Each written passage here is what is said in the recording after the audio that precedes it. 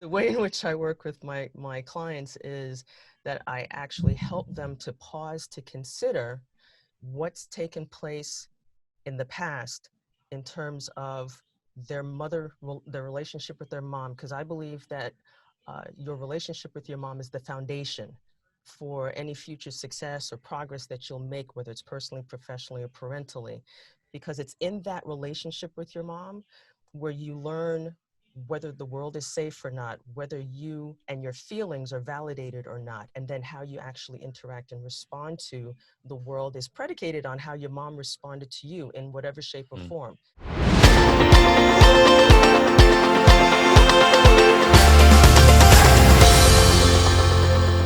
Michelle, welcome to the show. Thanks so much for taking some time to be with us today.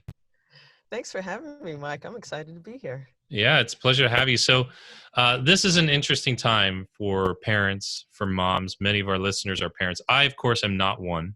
So, I'm going to have to lean a little bit on your expertise here. But what a challenging time, challenging year this has been. And it feels like so many people are focused on family because we're almost kind of forced to. But yet we have a lot of folks who want to continue growing their business. They want to continue to do things. What are you seeing kind of just for those of us who are building businesses, continue to run our businesses, and especially for the moms in our audience, with the kids and all that kind of stuff. Like, what are you seeing there right now? What I'm seeing happening is that a lot of the moms, and actually, let me talk about the moms specifically. A lot of the moms are finding that the space that they used to have by either being at an office location or their kids being out of the home while they worked from home, that's been turned upside down. And so they've had to actually find a new normal where they can feel like they're attending to their kids while also still getting their work done. And then for the dads who are in the picture and in the home, it's been about, oh my God, my wife had to do all of that while I was gone, and now she's expecting me to watch them while she does X. So I've heard the whole gamut, but that's basically what I'm hearing. Yeah, it is a really interesting time. Nobody knows what's going to happen with schools. Nobody knows what's Mhm. ultimately going to happen with work. The workforce, are people going to go back to work? There's a lot of concerns, and I think it's interesting because now more than ever, it seems like people are considering building their own business, coming online. I know you've done a lot of work over the last couple of years building Mhm. your brand, which I want to kind of delve into and talk about a little bit. Mhm. But there's a lot of this mom guilt that I'm seeing. I see it with my sister. She's got two young kids. We're all very, very close. Yes. And there's this mom guilt that's there. And what would you say to those who are maybe struggling a little bit with that? We have a lot of moms who listen to the show. What would you say to that? Yeah. Well, if I could say that the mom guilt actually, the main thing I would say is that you are enough, because mom guilt is predicated on the belief that you're you've been told in some way, shape, or form that you're either not enough, that you're not doing enough, or that you in and of yourself are not enough. And then that's what feeds the whole cycle of overcompensating to make up for and get away rid of the feelings that then get at, ameliorated for a while, but then they return for the next thing that comes up. So yeah, you are enough. Is there a way that, like, we can re-engineer that? You're the expert here, so you just take this wherever you want. I'm out of questions. Okay, I'm out of Yeah. questions. I'm not a This is mom. I'm good. not a parent, but I'm bringing you on here because we have so many who are. I mean, I've seen Mhm. this. My friends are Mhm. guys or gals. They're telling me, hey, Mhm. it's different out here, man. It's like, and I want to use this platform, to share and have these kinds of conversations. Mhm. Several episodes ago, we had my friend Susie Miller come on the show about why are so many entrepreneurs getting divorced. Like, honestly, it happens all the time. Many of them have kids. You know, Mhm. um, why are so many of us who are trying to do what seems like a good thing, like build this business? So, um, you talk about this conversation that people have with themselves. Mhm. Moms, dads, whoever it is. Yes. Is there a way to re-engineer that, to rewire that? Yeah, I'm a holder of hope, And Okay. the way in which I the way in which I work with my clients is that I actually help them to pause to consider what's taken place in the past in terms of their relationship with their mom, because I believe that your relationship with your mom is the foundation for any future success or progress that you'll make, whether it's personally, professionally, or parentally, because it's in that relationship with your mom where you learn whether the world is safe or not, whether you and your feelings are validated or not, and then how you actually interact and respond to the world is predicated on how your mom responded to you in whatever shape or Mm, form. Now, granted, this is not a, a guilt thing where we're blaming anyone or blaming your mom or anything. This is about understanding what has informed your current behavior. And so when I work with my clients, I actually help them to go back to see where was that pain point where either something was not met, something was said, or something went awry. And then if we can understand how you felt in that moment, then you can actually start making informed changes about how that's playing out now, and then take the appropriate steps to make the changes with your kids, with your significant others, and even business people. yeah, I can see that. It's interesting because when I was growing up, I always Hmm. thought, my home was uh, not a peaceful place. And so growing up, I always thought everything was my dad's fault, right? He was kind of, I mean, like I'm 1000%. He has some sort of, you know, I'm not a psychologist like you, so I'm not going to label anybody, but All it right. was just not normal, right? Just not Right. normal, right? Okay, just let's I'll just take say your word that. for it. Yeah, just not normal, right? I filtered all of that. Yes. Yeah, yeah, yeah. So just not normal. And so growing up, I was always close with my mom. We never had a bad relationship. I know she loves me. I know she does. Hmm. We're still very close till this day. What's been interesting is that as I've gotten older, grown older, and now doing a lot of self care work, doing a lot of personal work, Hmm. I'm realizing how important that relationship was with her growing up. And it's funny because just recently I did some work with a coach of mine, and we were doing some, past, childhood type work and stuff like that. Hmm. And throughout the last couple of years, everything has been about her, not about my dad, which has been odd. I always thought like all the trauma, all the craziness would have to be about my dad. And so let me kind of get to my point here. So we had a great relationship, but I realized that the way she is, her personality, did not communicate to me, or did not. I don't want to say meet certain needs, but there definitely wasn't a connect there. For example, five love languages, we've all heard them, right? Personal touch, Yes. physical touch, words of affirmation, gifts, quality time, and acts of service, right? Hmm. I'm a physical touch and a words of affirmation guy. She's neither of those. Hmm. And then I realized, now kind of filtering through that, um I my family, she had no time to do that, or no energy. I always remember her being tired, right? And that's because my Hmm. dad was such a knucklehead. He Hmm. was the one hogging all the attention, all the drama, all this, creating all the drama, creating all the chaos. So day in, day out, she's dealing with putting out that fire, right? Hmm. Every single Yes. day. Hmm. So now here I am as an entrepreneur, right? I've grown up. I'm like, okay, um, I am looking at how I operate as a business owner, as an entrepreneur, as someone who relates and works with people. And I'm just like becoming just more and more aware. That's just kind of my point. It's just very interesting to see how much the relationship with my mom is what I'm working through more than what I thought it would be. Right. And actually, and that makes sense to me when you started saying that. I'm nodding Hmm. my head, going, uh, yes, because as I said before, that's where you learn your initial stuff, and the arc between in the relationship between a mother and a son.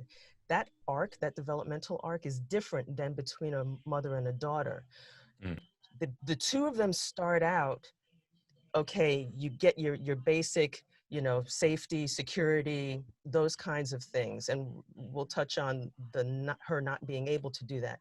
But at some point, it happens somewhere around middle school, is where the the mother-son relationship starts taking a new turn, where the son is looking for, who does he identify with, and the gravitation is normally towards the dad.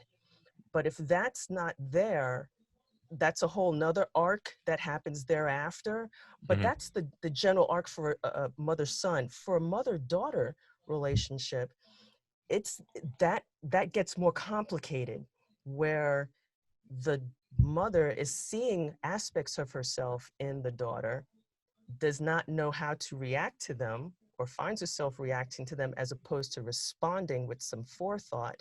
And then the daughter is trying to develop her identity. She's only known her mom as being the female example for such a long time. And now she's got to forge off and actually form her own identity as a female, however she wants to define that.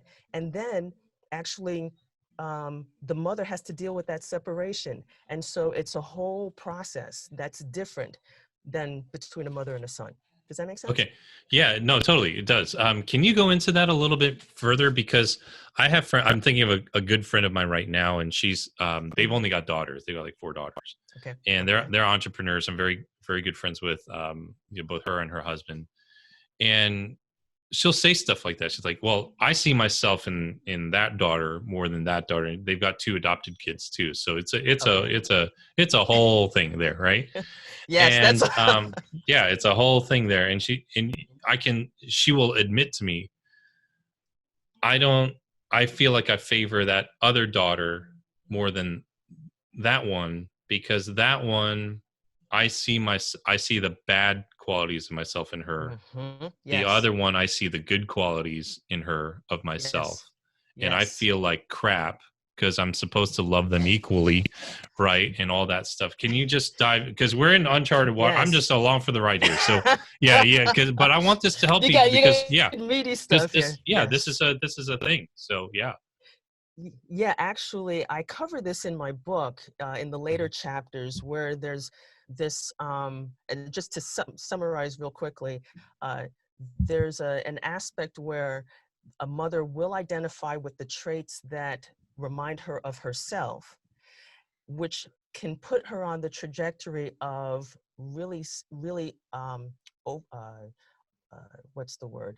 Like subsuming that daughter, so that the Mm. two of them become one and there are no boundaries that need to happen. Okay. And then with regards to the daughter that reminds her of aspects of herself that she does not like, that's what I call the mom out dynamic, where she's rejecting.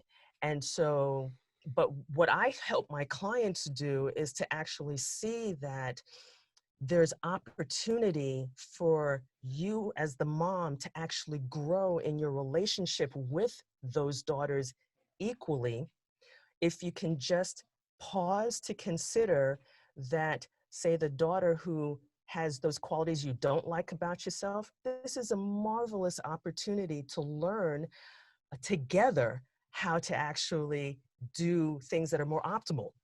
Mm. So I'll just use myself as an example. I have twin daughters. They're now 19, young adults. But there was a point in time where my youngest tends to be a little bit more like me. She likes things in a certain way, et cetera, and so forth. Doesn't deal with change very well. I've grown up past that. I've gotten through my issues. But, but what I've done is, when I started seeing how she was handling it, I took it upon myself to realize, oh, okay, let me try to at least think about life lessons that I've learned in going through that myself. I won't say to her, oh, when I was your age, I won't say that, because they see that as rejection. What I would do is I'd come alongside her and say, well, how can we address this a little bit differently? Have you tried this? Have you tried that? Would you consider this? And together, she's now learned where actually there are times where she'll see me stressed out and she'll go, Mom, don't you want to start breathing right now? So, um, so That's awesome. but that's we relate, and it's brought us closer. So that's just an example. But I Yeah, no, totally hear you. yeah, no, I think that's really important. I it's interesting because I've had so many of these conversations, believe it or not, with friends of mine who are in the entrepreneurial space, whether they have kids or not. I don't have Yes. kids. I've never had kids, and they're high functioning people. They're like like you're professional, you're a clinical professional, you were a professional athlete, all the things, Mhm. and um a lot of my friends are like this, especially some of the girls that I know, um, and they're not really that close with their moms. And so there's Mhm. this kind of missing thing. And for me, I think that was my point a few minutes ago when I was just sharing about my situation.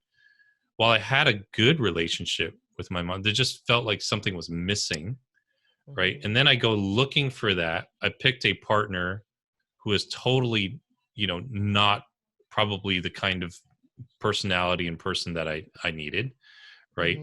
Mhm. And then I veered to the other side, and it's like, okay, because I know people like tend to pick partners like that are very similar to their parents, which is the oddest thing to me. It's Yeah. like totally subconscious, right? Yes. And I'm like, yeah, I did that. I picked a partner who was more like my dad, and Mm. in some ways not did not exhibit the characteristics that I wanted from my mom. She was not Mhm. that affectionate, not very words of affirmation-ish. And so it's just Mhm. kind of crazy how like so many of these things play into us. What would you say to those of us who maybe don't have a bad relationship with our moms or Mhm. dads or our parents, Mhm. um, Mhm. but also know that something's lacking or missing? Like how do we even navigate that? Who do we talk to? Like where do we even start? Talk to someone like me, 'cause, Yeah, that's true. but Uh-huh. that's true. But in terms of there's something to be said. Actually, the statistics show that at least 40 to 45% of women, again, these are just statistics on women. I haven't looked at the ones for guys, but 45% of the women say that at some point they've had an estranged relationship with their mom. And by Mm, estranged, it's not necessarily, oh, we're not talking, there's a big rift, that's the end all be all. It's talking about those tiny little things. Maybe that little thing that irked you. Maybe that little thing that say for our type A high functioning folks out there who are driven, it's like, okay, let's pause to consider what is it that's informing your drivenness, for lack of a better word, your drive. Uh, Considering that first, and then looking at, okay, well, your relationship with your mom is great, because I hear that all the time, actually. mm, And I say that on purpose because, um, if I as I listen more, somewhere in there is, as you pointed out, something that's still missing. And so trying to understand what at what point did you feel that missing? And that usually means that somewhere you were hurt in some way, shape, or form, or something wasn't met the way you needed it to be met in that way. And this, again, is not about blaming, it's about understanding. mm, Because I found that, and I cover this in my book, there are three main areas that inform that missing piece. It's usually someone has conceived, i.e., thought of something differently and it hasn't turned out a certain way. Someone has misunderstood or been misunderstood something that's going on, and then that informs how they communicate, whether it's through words or whether it's in how they interact. And mm. so it's about peeling back and trying to understand and find out, when did that miss happen. Mm. So number one was when we perceive something a certain way or conceive something a certain way. Correct. Conceive, because conception is all about a thought being brought into and then being Mm. birthed. And then secondly is a misunderstanding. It's just a misinterpretation of something. And then third Correct. is when we Correct. communicate based on that misunderstanding. Correct, which is a Mm. miscommunication. Yes. Yeah. Yeah. It is complex. All right. I got to dig into this then. Okay. All right.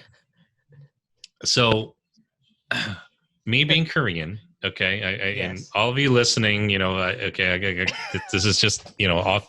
We don't have a script. I'm freewheeling this because I'm so curious about stuff like this. All right. Uh-huh. So me as a Korean, Korean American, culture is very different. Mm-hmm. And my mom is not super Korean either. She's actually very Americanized. She remarried an Irish guy. So our family looks like Okay. the United Nations. Okay. Okay. Um, Okay. but if I were to, uh, what if I were to marry again or see somebody seriously who was Korean, Mm-hmm. this is one thing in my culture. Women dread their mother-in-law. Okay, they dread their mother, not hate their mother-in-law. They just dread it because culturally there's all these expectations, right?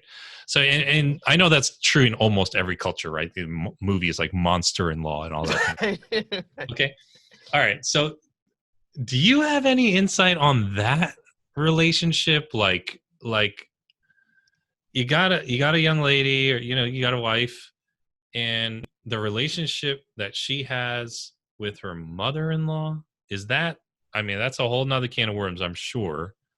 Yes. Informed by the relationship with her actual mother, a foil, uh fire Oh, away. you. I know that is a deep can of worms. Fire away. Yeah, because that's of interest to me, because I'm just like, if I meet somebody and all that kind of stuff, so fire away. Yeah, that is a can of it's a boiling pot of stuff, and so just to kind of quickly piece through it, really it's about, so I'll just deal with the young lady that you're seeing. We'll call her Lady A. Okay, Okay. so if Lady A has had when you look at Lady A, what you want to do is you want to see whether or not there are any things that are driving her complaints with regards to her own mom.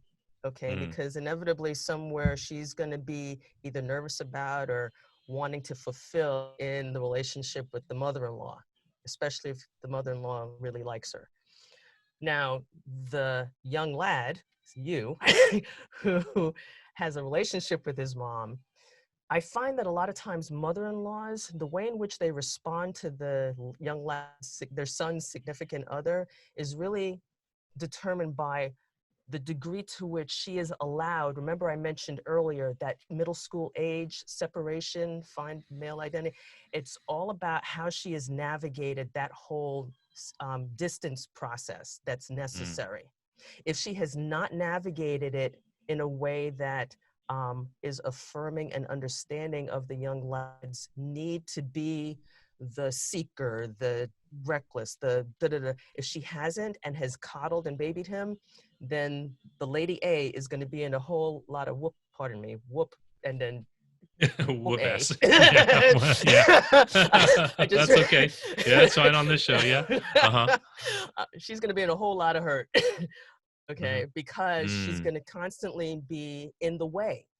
And you mm, see this play out, as extreme as it may be on certain reality TV shows. So, but it's true, it does happen. How if the mother of the young lad has navigated, or at least is informed enough to realize my young man is at least an adult and is having an adult relationship, then there's some hope for the Lady A to actually have some kind of mutually respectful relationship with the mother-in-law. But mother-in-laws are, uh, yeah, mother-in-laws are a trip. And then for the young lad, just to be even for your listeners who are men, okay, if his lady A, sorry, how do we do this? Did I just confuse myself?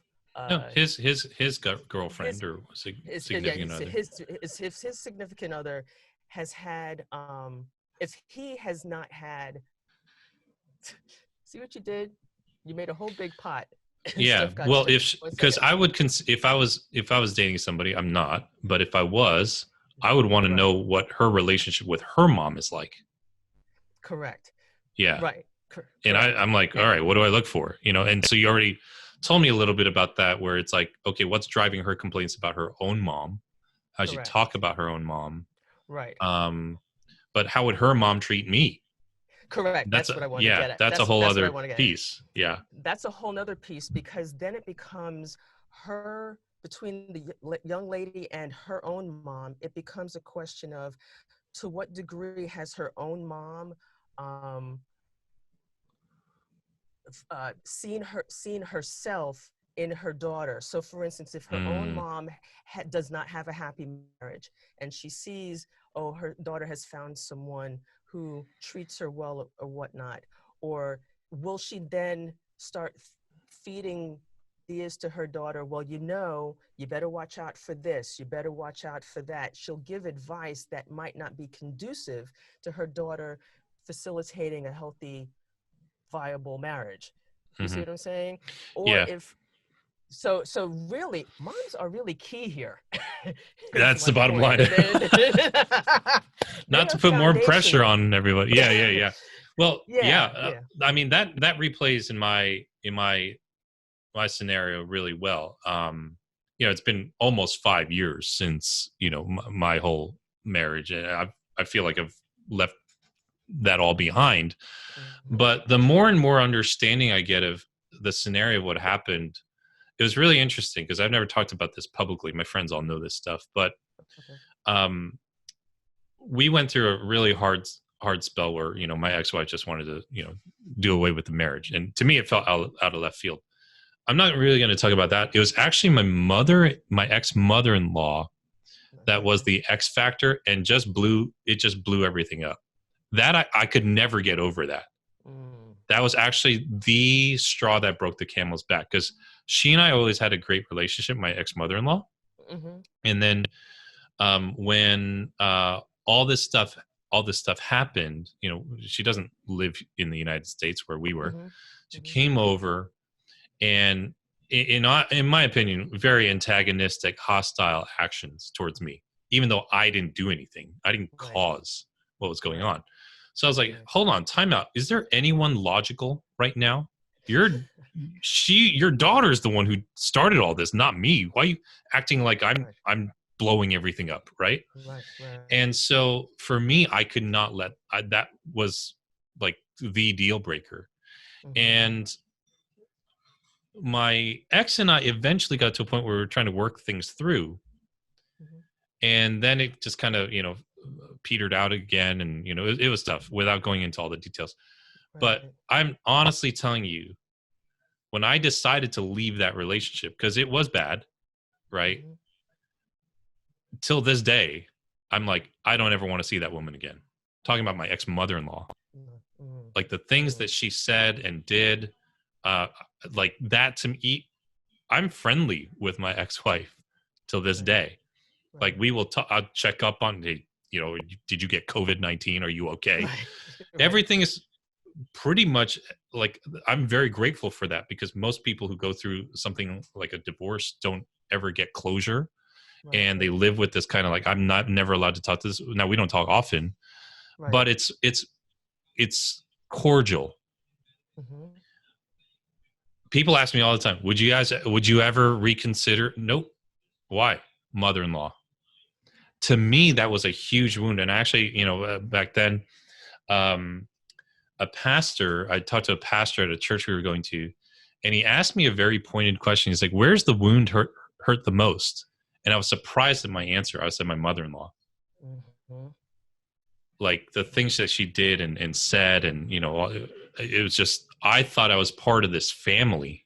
Mhm. And then when I realized, oh, I'm not, Mhm. that was really, really interesting, which then actually started this whole, kind of this healing process over years, where I stayed with family down in DC area, with Mhm. my mom and her husband. Mhm. And I actually reconnected with my mom on a completely new level, because she went through a divorce when she was around my age, so did I, Right. Right. and we just started connecting more as adults. And then she would tell me about my past and and she was really, really instrumental in helping me Mhm. heal. even though she still doesn't say nice things or give me hugs, right? she doesn't, right? But then I'm But the like, communication, oh yeah. yeah, that communication was there. And so it was Mhm. really, really like just incredible to see that. And my nephews are very young, 4 and 2, and I see how much my sister takes care. She's such a good mom, Mhm. and they're just such lucky kids. But I'm just like, wow, it's like in a season of life, I got to see myself as an adult with my adult mother, see this different dynamic with me and my ex mother-in-law, and then see my sister raise 2 kids. And I'm like, I can see myself in my nephews, and it's like a really cool thing just to see how that all works. So I'm in a good place, and all of these things. But it's just so interesting what you say about moms, because for me it has been the most surprising thing that has come up to the surface, because Mhm. I always thought, oh, it's going to be my dad, and maybe those are issues later I gotta talk about, right? Yeah, right. You But have to bring me back to talk on that one. yeah. So I threw a lot out there, but I do feel like if I were looking at a serious relationship, Mhm. I would definitely be on the lookout for her and her mother. Uh, and in that scenario, it's really interesting. You talked about what was it like in junior high, because she left her mom in junior high Ah. and came to America without her parents, my Mm. ex. And Okay. so when this whole marriage thing happened, Yeah. I felt she was treating her like her own daughter, as if Mhm. she was 13 years old all over again, which is how old she was when she left. So I Yeah. was able to sort of recognize that, but I also was like, what the F is going on? Like, what are you doing, lady? Right. Right. But it was Right. like, let me treat her like the daughter that I let go when she was 13. I regret that. Yeah, you're a bad And person. Yes. you And see, that and I saw that. that's where the whole I call it the nuffs. That's where that starts. She was in her mom didn't feel like she was good enough, so then Hmm. she starts to overcompensate to make up for, Hmm. so that the feelings can get ameliorated, and then Yeah. something else happens, and then just starts the cycle. And you Yeah. know, we as moms carry a lot, and it's not just the pregnancy, but they carry the emotions, the logistics, the the keep everything. They like to nest.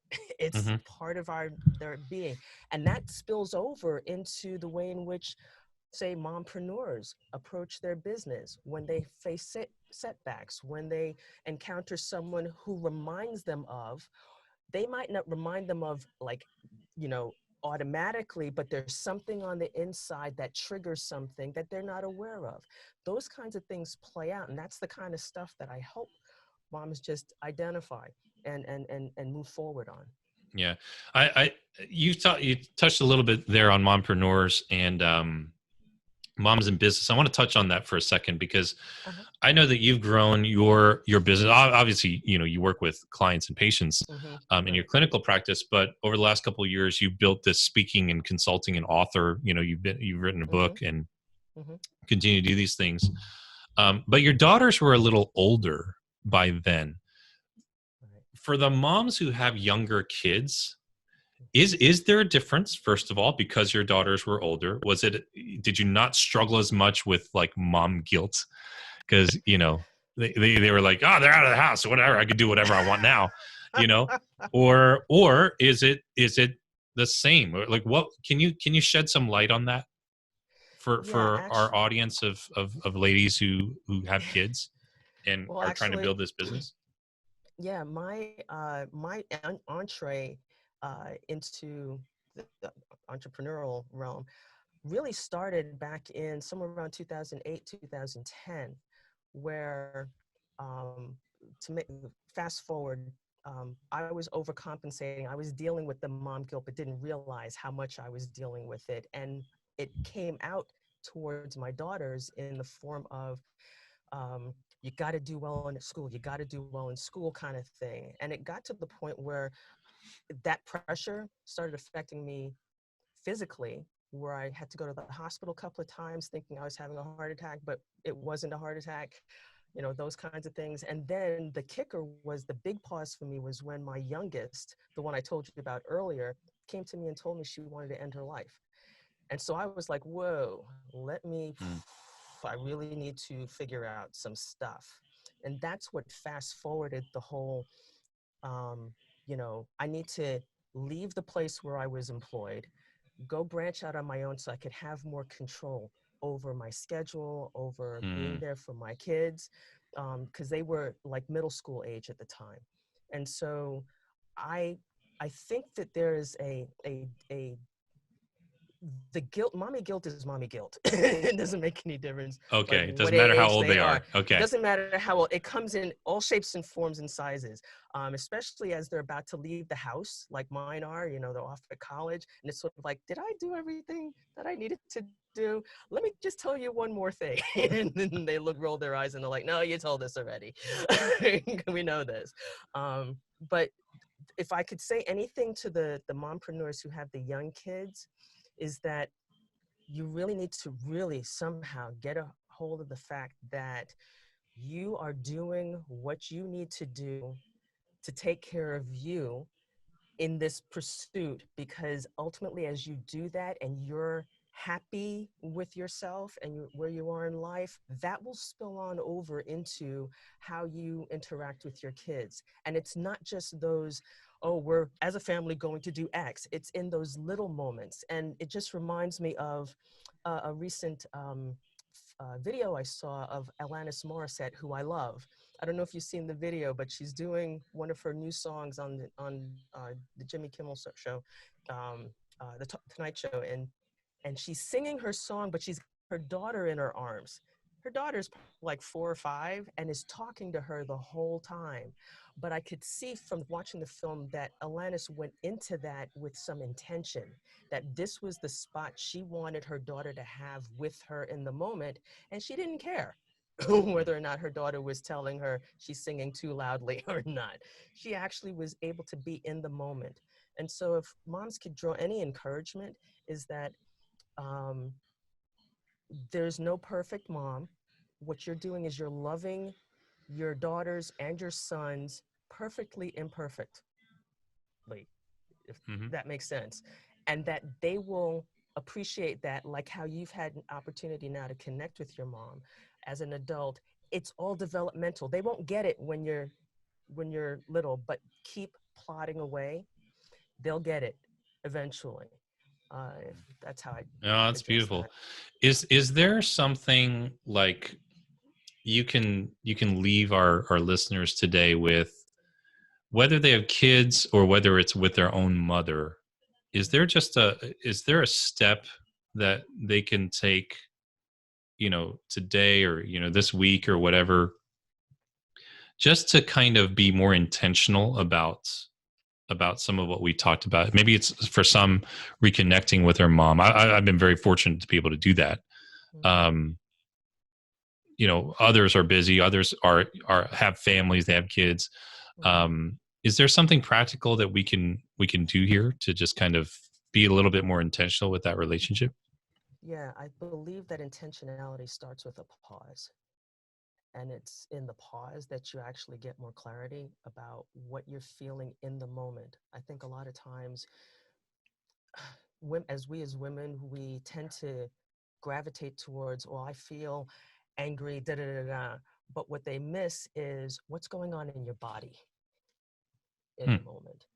And that's where I would say would be the first step, is to face what's going on in your body in the moment. Listen to it. And then make a decision about what you want to do about it. That's interesting. That's not what I would have expected. I would have been, here's a great question to ask your mom. It's like, no, hold on. If you're getting anxious, like, feel your body. Yeah, that's interesting. Feel what's going on in your body. And the reason why I say that is because you could go ahead and try to just take that initial step to say, well, I want to go and connect with my mom, but you'll be doing it without information. And what you need is information about yourself first, before you then can engage with your mother. Yeah, that's so good. Michelle, thank you so much. We have all your resources here. Guys, I'll tell you about all that stuff in a second. We could talk about this for hours. I honestly, and this stuff actually fascinates me. So, if you enjoyed this talk with Michelle today, absolutely go follow her on her podcast. All the links are in the show notes. She's got some free resources for us today.